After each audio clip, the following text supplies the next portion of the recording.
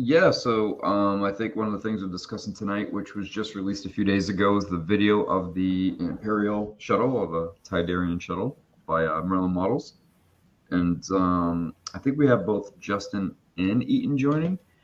Oh, And nice. the reason why I asked him to join was it's one thing to give our insight and opinion and talk about something specific, but I think where they've been putting so much research and development into these projects and taking so much time between like pre-order and release and all the things that we've been seeing lately in the community as far as like studio scale offerings, I just thought it might be a little bit better rather than doing some hearsay and having it sort of like straight, from the horse's Mm. mouth, if you will. It's just easier, right? Because I didn't want to get to the point where initially I was like, hey, you guys have any bullet points you might want me to touch on? I was like, you know what? It might actually be better if you guys actually just come and join and discuss it a little bit because I didn't want to potentially say something wrong or, go off in a direction where I was missing something important, and I think it's I think it's a good thing for people to sort of get a better understanding of what it is they're doing and how and why they're doing it. So yeah, I think they should be in the back, ready to Got join. somebody coming on now. Here comes Ethan there. Yeah, Hey, Ethan. What's up, guys? Hey. Welcome back. Welcome back. It's good to have you on again. Yeah, it's a pleasure to be here. I love Yeah, the thanks for Batman jumping stuff on, in the man. back. Sorry, I could not. That was exciting. I didn't expect that. Oh, the J&Ds? Yeah. Yeah, that got my attention earlier. I get a too, lot of just help for having seeing it. Batman stuff, so yay. That's And, my out of Star Wars Holy Grail collection that I'm working on. Nice.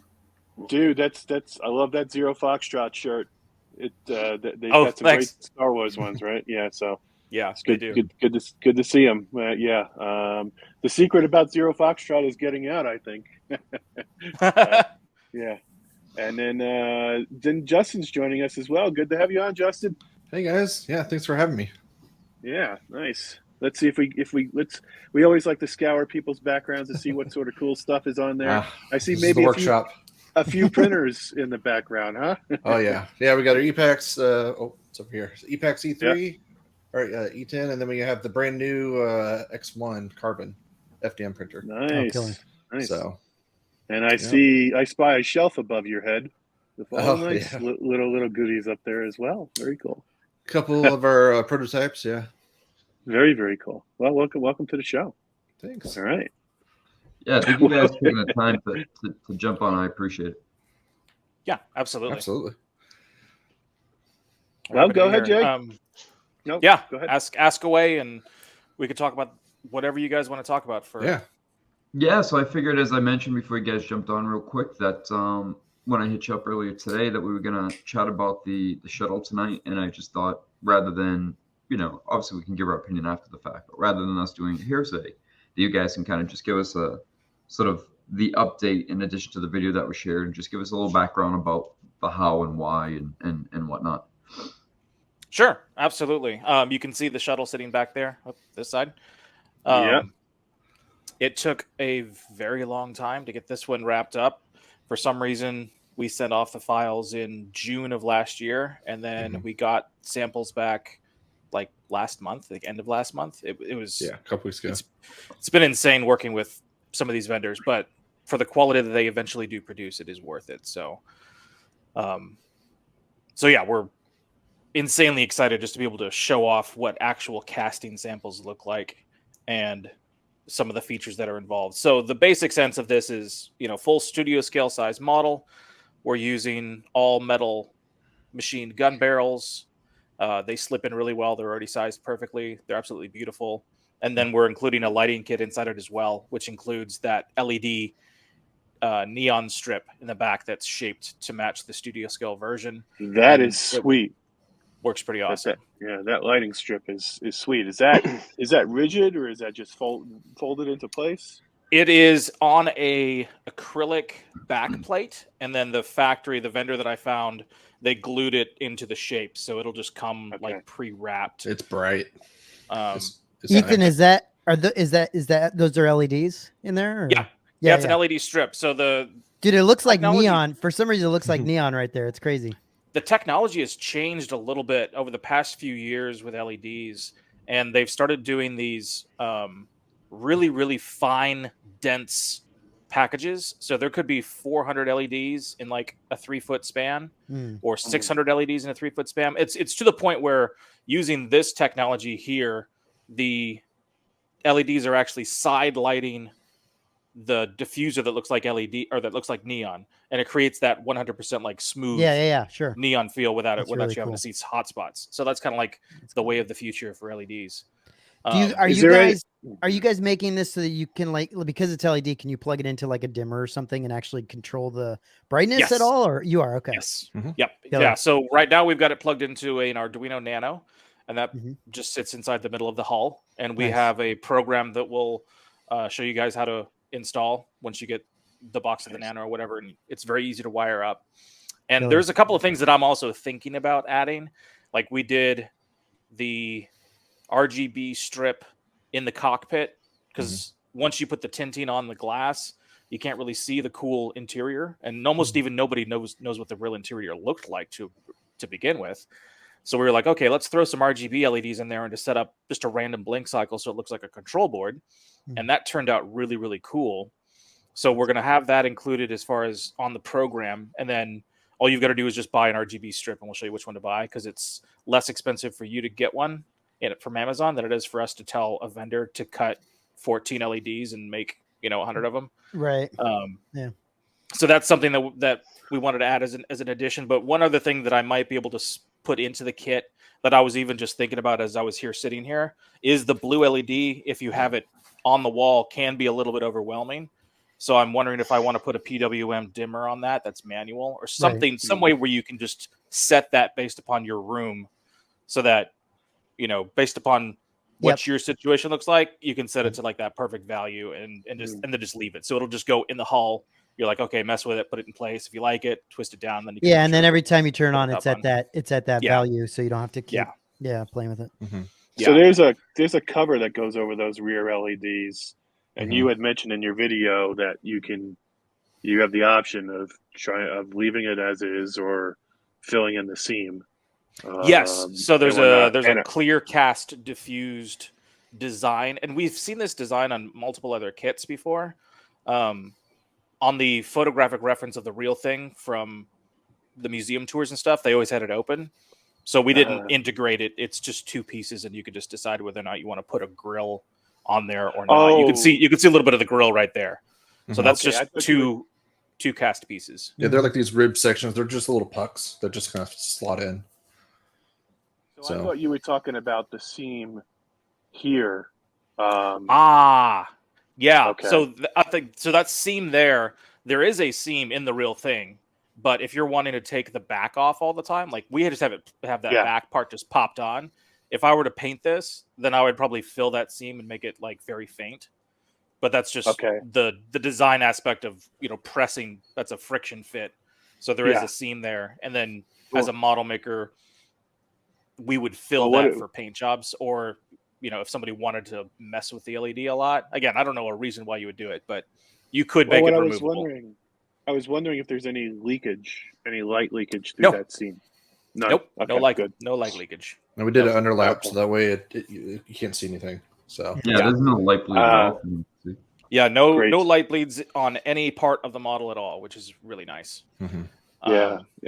Very cool. What are the Ethan? What are the dimensions on this one? I don't know if we talked about that yet. I think when it's open, it's like 36 by 36, but with the pole, it's probably about 40 inches tall. Yeah, so it's about 36 inches wide, but then maybe about 40 inches tall with the pole. And then when it's closed, I'm thinking it's probably 16. If you faced it this way on the base, it'd be maybe 16. And then you're looking at maybe 22-ish, 23. I think when we were looking at sizes for a display case for it, it was best used with a like 24 by 24 by 36 case, just because of the height and the depth. It sticks out so far. The length of the nose is probably, I think, 22 or 21. So that's really where it gets you. You can put it on almost any shelf, because the base will sit on a 12-inch shelf. Right. The nose is going to stick out. That's cool. I noticed the lights on the top, on the wings too, on the ends of the blinking. What are the lights on the tips of the wings here? Yeah, on the dorsal blinking? fin and on the Yeah, wings. Yeah, yeah. we've got that set up. So I watched really the film cool. like 10 or 15 times with a stopwatch to get the blink cycle. Oh, cool. So when you turn the base on, it does a 3 blink, which is how they started the sequence on the film, and then it just goes into a very slow. I think it's a 2 or 3 second. That's killer. Just Yeah, nice every 2 soft blink. seconds. Nice. Now, just to take advantage of you guys being here and getting the info out of it that we can. So we talked earlier. One of the things I discussed with this being a piece where the wings can open and close, it can rest in 2 positions. So let's say somebody decides with a large piece like this. Let's say somebody decides to do like a floor mount, right? And they want to display it in the triangular section with the wings like this. One of the things I had mentioned were concerns about warping. And I know that you guys had spent a lot of time R&D and tackling that. Can you give us a little bit of breakdown on why that won't happen and why that shouldn't be expected?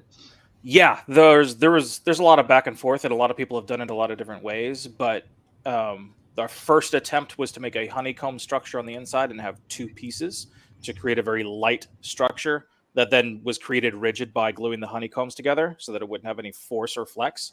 However, the way that casting in polyurethane works is any parts that are thicker than the outer skin will force that outer skin to contract as it cures, and it'll force the wings to warp. And that will happen over time. So if it doesn't happen right out of the mold, it'll happen while it's on a boat or a plane with no air conditioning. It will want to rise on itself. So the only way to do it properly is to create a skeleton inside. So that's what we did. So it has a metal structure on the inside. You'll have hollow metal tubes that direct the 2 different LED paths exactly to the right spot where they're supposed to be. And then we put a rigid structure on the inside and then extra support on the bend of the wing, because that's the joint that's going to want to bend. We put a bent piece of metal in there that's going to prevent that from bending. And that's one thing that I'm going to make sure like the vendors do not skimp on, and there will be some very serious quality control, like checking up on to make sure that is exactly the way that's supposed to be, because I do not want any of these to want to bend at all. And they're not very heavy. I mean, the whole thing put together is not incredibly light, but it's a lot lighter than you think it would be. Polyurethane is just a much better material. So that does help. Yeah. That was a great question, Jason. That was exactly what I was thinking when I'm looking at this, the large wings. I was really worried about those warpings. Thanks for asking about that. Yeah. One of the standout things when the video dropped the other day, a couple of people were just sort of like reaching out and getting some feedback, and that was the one thing that I saw come up more often than not, where people were asking like what my thoughts were on that. And of course, knowing how you guys work and the amount of R&D that you put into things, I confidently had shared, that I didn't think there was going to be any issues whatsoever. But I do think it's good just to touch on that, where you guys have done all the work and tackle the QC elements. And then there was a few small things like we talked about earlier too, which is also good to probably bring up, elements where people may see like, oh, this may be incorrect or that isn't. And I know both on the concept version, if anybody has like the Star Wars to Indiana Jones book, which has a nice clear image, and also in the screen use version, some of the lines, some of the panel lines aren't actually indentations, but they're done in pencil. So I think that might be something else to tackle. I think there's one in right on the cockpit, right? The main one is on the nose. So if you look at the competitor or the old one or any of the ones that were previously released, etc., you'll see that they scribed the cross line along the nose. You got your two indentations that go up the nose, and then there's a cross piece. That is a pencil mark. It's not an actual indentation in the plastic, but nobody's decided to make it a pencil mark. So we're going to make it a pencil mark because that's the way it's supposed to be. So the lack of it here isn't necessarily an inaccuracy. It's I just didn't draw it on with a pencil. And I thought about drawing it on with a pencil on the primer, and I was like, just so that people wouldn't ask. But the reality is, it's a pencil mark, so you have to draw it on with a pencil and use it. Yeah, it's going to get painted over. So we'll do it for the final version where we paint it. So yeah.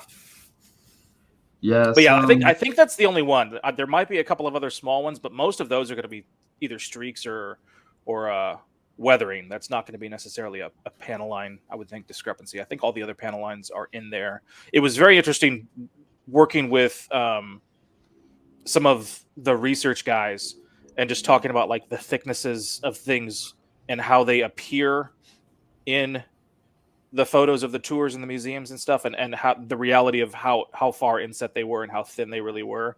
Like the actual details on the wings and the dorsal fins, like I think I originally made, which I thought was generously thin, like 2 millimeters deep. And the reality is like a lot of them are like 0.5 millimeter deep, 1 millimeter deep. They're very fine, fine details on the dorsal fin and on the wings, which is interesting. Mm-hmm. So it was a fun project to figure out the layering of things. Yeah, it's a beautiful design, and this is really excited about this. When the video dropped, I gotta say it was more than what I was expecting. It exceeded expectations, and I think a lot of the people that I had been talking to about it were just as excited about it, and I felt that they were at the same level where they thought the same, that it exceeded expectations. So yeah, this is an exciting project, and I really appreciate you guys sharing and giving us some insight. Yeah, absolutely. Does anybody else have any questions about the shuttle, or I guess anything else that we're currently working on or whatever, as far as just Merlin model stuff? Actually, this was go ahead. No, if you have something relating to this, Steve, I don't want to cut you. Go ahead. This was the first one. Is this the first one you put up for PO? I'm trying to remember because it was the first one. The very first one that we put up for PO was the AT-AT. Okay. This would be the third. So the Blockade Runner was the second one, and then this is the third. So Blockade Runner is being cast as we speak. That was in the same batch to get samples of this guy. And they happened to just get that to us a little bit earlier, but earlier for them was 7 months late. So we got that in December. Well, I'm getting all three. So yeah. So now we have all of them. We've got the X-Wing, we've got the shuttle, we've got the Blockade Runner. We've gone through all the changes that we want to make. We have our lists. We've already gone back and forth with the X-Wing and the Blockade Runner, so they're on the schedule. Yeah. I think the Blockade Runner is actually being cast this month and next month. X-Wing will be in that time period as well, and then this one will start getting cast as soon as those ones wrap up, as far as in the schedule goes, Ethan, and then move on to ATSTs. Ethan, question: Do you guys get people buying these things and just leaving them as is ever? Like, I don't know. I mean, we're still kind of new or... to it, so I'm looking forward to seeing more people like showing off the AT-ATs, because that's still like the first production piece that people have actually received in hand. I think this year will be a year where obviously a lot of people are going to get product, because we've done a lot of pre-work and now it's delivery time for everything. So this year we'll definitely see like who's just building it, who's just keeping it, who's not talking about it, who's painting them, who's modding them too. I mean, that'd be great to see some people mod them. Like, that'd be cool to see. We've painted 10 AT-ATs, and I've seen 2 after the fact. So a lot of people just are not, very public with their collections, I think, or it's just a certain period of time and things like that. So, I hope that we see a lot more of them. Yeah, I only asked because I could also see getting these and just leaving them as is, and it's just a cool representation of the piece and how it was made. The accuracy of it and everything. They look cool just like they are as well. Yeah, just like primer gray. Yeah. It's we've talked about that a few times. Of like, Matt, it's interesting you brought that up, like doing pieces and leaving them as is. And I think John working on the Star Destroyer bridge. I mean, that's more to show the groove release, but other pieces, just like I have a smaller Y-wing that's just primed and it's not painted, and that's intentional. And it's like you said, so you can see all of the details, and you can really see a lot more when it's just one flat color. You see a lot of different things that stand out, whereas once it's painted, a lot of that gets drowned out. Not in a bad way, but it does leave for an interesting display piece.